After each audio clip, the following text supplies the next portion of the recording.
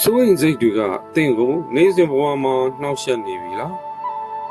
ဒီနေ့အမှန်အလုပ်ဖြစ်တဲ့နည်းငါးမျိုးကိုမျှဝေပေးမယ်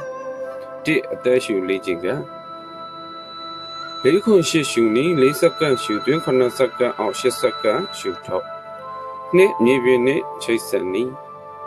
မြင်နေရတာ၅မျိုးထိနေရတာ၄မျိုးကြားနေရတာ၃မျိုးစဉ်းစားပါ၃ကိုယ်ခန္ဓာဖြေလျှော်နီးလက်ကို30စက္ကန့်ကြာပြင်းပြင်းထန်ထန်ခါပါ၄အေးဒဏ်ခံနီးမျက်နှာကိုရေအေးနဲ့တက်ပါသို့မဟုတ်ရေခဲတုံးကင်ထားပါ၅တတိထားလက်ခံနီးအခုစိုးရိမ်နေတဲ့ဆိုပြီးဝေဖန်ခြင်းမရှိပဲလက်ခံလိုက်ပါ